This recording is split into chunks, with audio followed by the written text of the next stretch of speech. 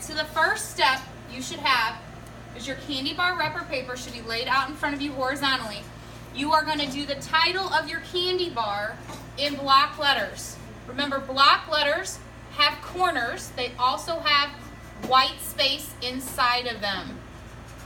You want to minimize rounded edges because the rounded edges are more challenging.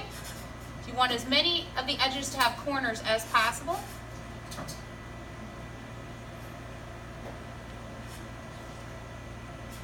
Once we have this on here, we're going to need to add something else before we can start our one-point perspective. We need a vanishing point. The vanishing point is a dot, literally a dot. Usually if this is your first time doing it, I'll have you put the dot below the name of your candy bar. This is where all of your lines are going to line up to. This is going to be the point in the distance that's the furthest away. Now I'm going to use this as my straight edge. You guys all have rulers. So what I'm going to do is I'm going to line up every corner on a letter along the bottom.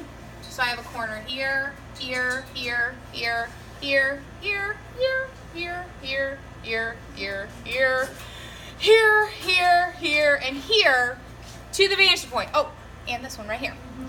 The way I'm going to do that is I'm going to use my ruler and I am going to line up the corner dot to the vanishing point dot. So if I line these two up and I go to connect them, I'm going to draw from the dot until I either get all the way to the vanishing point, or if I hit another letter, I'm going to stop drawing that line.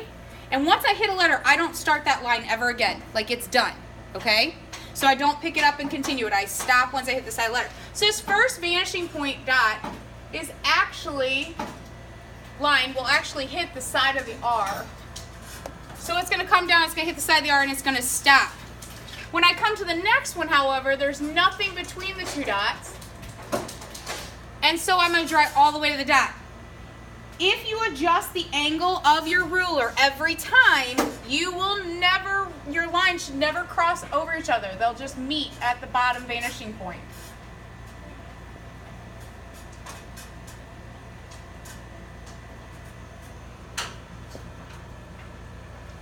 Obviously, it's a little easier with a ruler than my straight edge I'm using, but it works the same way.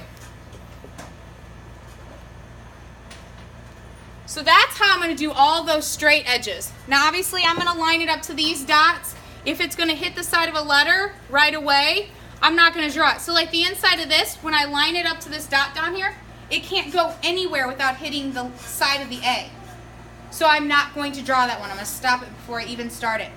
Now there's another challenge in here, and that is what to do with rounded edges. So like the side of this C is a rounded edge. It's impossible to know where the corner should be, but the C still has to have a vanishing dot to line up so that I have a corner going down. So what I do is I take my straight edge and I line one end up to the vanishing point, and I pivot it on that vanishing point until it hits the side of the until it hits the side of the letter. Once it hits the side of the letter, that is going to be my corner. Throwing your straight edge on the floor was not part of the demonstration. Okay, so my dot's going to go right here.